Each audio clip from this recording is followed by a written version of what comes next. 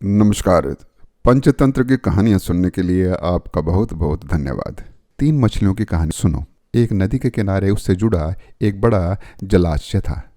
जलाशय में पानी गहरा होता है, इसलिए उसमें मछलियों का प्रिय भोजन काई तथा जलीय सूक्ष्म पौधे उगते हैं। ऐसे स्थान मछलियों को बहुत रास आते हैं। उस जलाशय में भी नदी से बहुत सी मछलियां आकर रहती थीं। अंडे देने के लिए सभी मछलियां उस जलाशय में आती थी। वह जलाशय लंबी घास व झाड़ियों द्वारा घिरा होने के कारण आसानी से नजर नहीं आता था। उसी जलाशय में भिन्न भिन्न स्वभाव की अन्ना, प्रत्यु और यद्दी 3 मछलियों का झुंड रहता था। अन्ना संकट आने के लक्षण मिलते ही संकट टालने का उपाय करने में विश्वास रखती थी। प्रत्यु संकट आने पर ही उससे बचने का यत्न करने को कहती थी। यद्दी का सोचना था कि संकट को टालने या उससे बचने की बात बेकार है। करने कराने से कुछ नहीं होता। जो किस्मत में लिखा होता है वह होकर रहता है।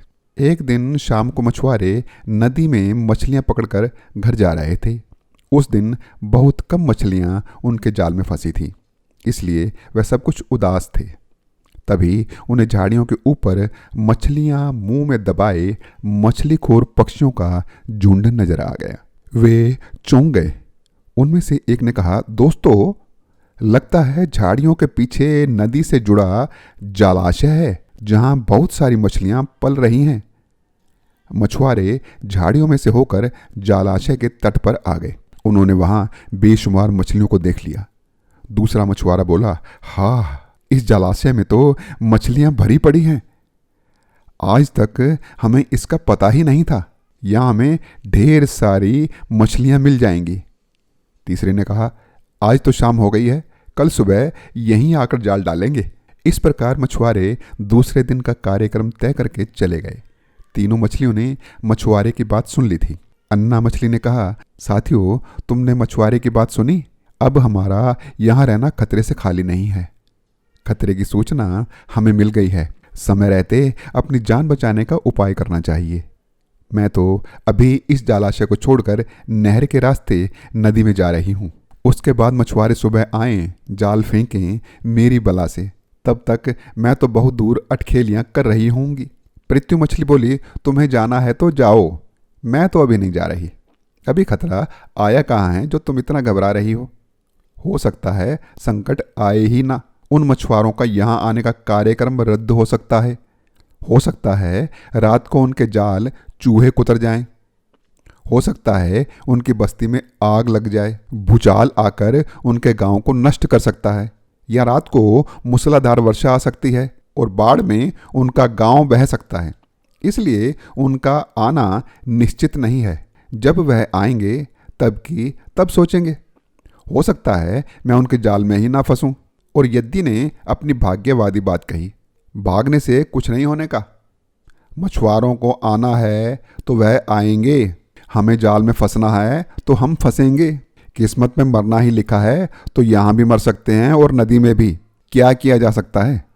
इस प्रकार अन्ना तो उसी समय वहां से चली गई। प्रत्यु और यद्दी जलाशय में ही रही। भोर हुई तो मछुआरे अपने जाल को लेकर आए और लगे जलाशय में जाल फेंकने और मछलियां पकड़ने। प्रत्यु ने संकट को आए देखा तो लगी जान बचाने के उपाय सोचने। उसका दिमाग तेजी से काम करने लगा। आसपास छिपने के लिए कोई खोखली जगह भी नहीं थी। तभी उसे याद आया कि उस जलाशय में काफ़ी दिनों से एक मरे हुए ऊद बिलाव की लाश तैरती रही है। वह उसके बचाव के काम आ सकती है। वो उस लाश को ढूंढने लगी और जल्दी ही उसे वह लाश मिल गई। लाश सड़ने लगी थी। प्रत्यु लाश के पेट में घुस गई और सड़ती लाश की सड़ांध अपने ऊपर लपेटकर बाहर निकल आई। कुछ देर में वह एक मछुआरे के जाल में फंस गई। मछुआरे ने अपना जाल खींचा और मछलियों को किनारे पर जाल से उलट दिया। बाकी मछलियां तो तड़पने लगी, परंतु प्रत्यु दम साधकर मरी हुई मछलियों की तरह पड़ी रही। मछुआरे को सड़ांध का भभका लगा तो वह मछलियों को देखने लगा।